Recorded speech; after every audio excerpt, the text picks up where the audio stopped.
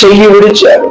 అయ్యో దేవుడు నన్ను చెయ్యి విడిచాడు కాబట్టి నేను దినదినం కూరుకుపోతున్న అప్పుల ఊబిలో, లేకపోతే రోగాల్లో, లేకపోతే సమస్య సుడిగుండాల్లో నేను కొట్టుగా పోతున్నా అని మనం చాలాసార్లు అంటున్నాం. నా ప్రియమైన దేవుని బిడ్డలారా, దేవుని కనికరం ఎలాంటిదంటే ఆ దేవుని కనికరం నిన్ను నన్ను మనలను చెయ్యి విలువలది. ఏంటి ఆ కనికరము? చెయ్యి విలువలది.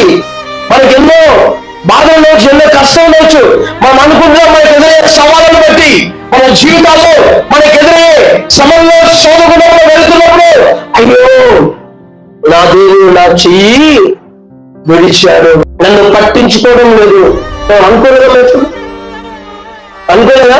ఇప్పుడు కూడా అనుకుంటున్నారు మనసులో ఏమో కొంచెం దేవుడు నన్ను చెయ్యి విడిచినట్లు ఉన్నాడు. మన దేవుడు కనికరం కలిగిన దేవుడు. ఆయన కనికరం మనల్ని చెయ్యి విడవదు. నీకు ఇష్టం లేకపోతే ఒక మనిషిని చెయ్యి విడుస్తావు. నువ్వు కోరింది ఇవ్వకపోతే ఒక మనిషిని చెయ్యి విడిచిపోతావు. అంత మాత్రమే కాకుండా నట్టేట్ల పోయినప్పుడు ఏం చేస్తావు?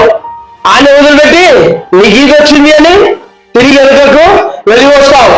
కానీ ఆ దేవుడు, నిన్ను నన్ను సృష్టించిన దేవుడు, నీ బాధల్లో, కష్టాల్లో, రోగాల్లో, హింసల్లో, నిందల్లో, అవమానంలో ఉన్నప్పుడు నీ చెయ్యి ఉంచేవాడు కాదు.